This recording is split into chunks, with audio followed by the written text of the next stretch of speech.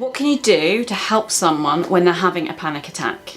Now, just something to acknowledge here, different things work for different people. So the best thing to do is at a time of calm, explore this with the person you're concerned about. But in this video, I'm going to share some general ideas that often help people. And this could form a really good starting point for the conversation with the person about whom you're concerned. First of all, just a note on panic attacks, they're horrible. However many times you've had them, every time you have one, it feels like you're going to die. It's really horrible. And no matter how much you might know about the physiology of this, it all goes in that moment and you think you're dying. It's just really, really awful. And so having someone there who can support you and help you through it really makes a difference. So things you can do. First of all, your number one job, if you do nothing else, is to stay calm. If I'm having a panic attack, I need you to be calm and in control of this situation. You're not going to feel calm and in control. I'm freaking out, and your natural response is to respond to that with your own anxiety. But when your anxiety goes up here, mine goes up too. So actually what I need is for you to calm, and in response then I will perhaps begin to calm as well. It's co-regulation. I talk about it a lot. That's really hard because you're freaking out. Perhaps you really care about me or the person who's having a panic attack, and it's distressing to see them so distressed. So what you got to do, best act. Think about your breathing, think about your body language, think about how you're talking, try to convey a sense of calm and control even if you don't feel it. Next, sounds daft, tell them they're having a panic attack. Even if someone's had loads of panic attacks, each one feels like it's going to kill you. You feel like you're having a heart attack or something and you're going to die, and it's horrible. Being told this is a panic attack is deeply reassuring. Don't say this is just a panic attack, no, just about it, they're horrible. But acknowledging this is a panic attack, you are going to be okay, helpful. You might remind them that they've gone through this before and they can get through it again, and you're going to stick with them. So some of that kind of reassuring, you're going to be okay. It's a panic attack, you've got through them before, we can do this, we've got this. Yeah?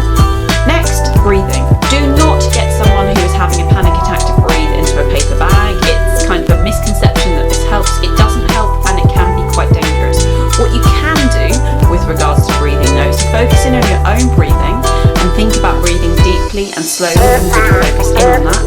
And for some people, not for all people, but for some people, it can be helpful to have someone working with their breathing as well. So the key thing here is we're trying to slow down the breathing. One of the things that can happen alongside a panic attack is because our breathing becomes shallow and very fast, it can also make us feel kind of dizzy and sick and other difficult stuff. So we need to make sure that we're breathing nice and slowly and deeply. So it can be helpful to talk someone through a breathing strategy, or just literally to count the breathing. So we're going to breathe in, 2, 3, 4, and out, 2, 3, 4, and begin to slow it down. The other benefit of something like that, when you talk someone through their breathing and try to slow it down, it forces you to slow down, and it gives you a kind of script you can work to. So if you're freaking out and they're freaking out and you're trying to convey this sense of calm, by talking them through the breathing, you've got a kind of script you can go to. You don't have to think about what to do and say next. You're just counting. It's okay. You got this. Some people, when they're having a panic attack, will have like loads and loads of energy kind of building up inside them because there's all this adrenaline running. And so for some people, things like stamping or jumping or squeezing really hard can be helpful. So that's something that's worth remembering. And then kind of distraction and grounding through things like focusing in on the senses can also be helpful. So you might look at what can we see around us, let's watch the clouds, or let's listen to the sound of the birds, or what can we smell, and really focusing in away from the sources of panic to just our senses and grounding ourselves in the current situation can be helpful.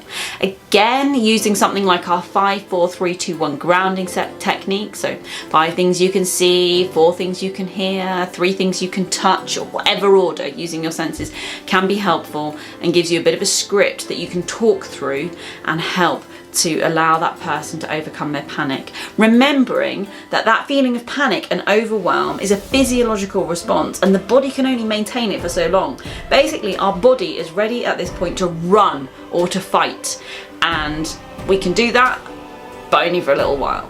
So if we can just allow some time to go by, if we can buy some time using things like our grounding technique, talking through one of these different strategies, then actually calm will begin to come back. The physiological response will begin to lessen.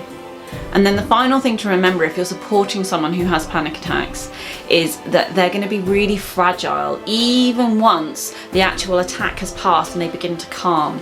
They're probably going to feel physically and emotionally exhausted. So we need to think about how we look after them after that and get them ready to re-engage with the rest of their day in whatever way is appropriate in your context. So they might need a bit of space, a bit of calm, a bit of quiet in order to just reset and become ready for learning or living again. But if you don't remember any of that, just remember your number one job if someone is having a panic attack is to try and appear calm, in control and supportive. It's not easy, but it makes a huge difference.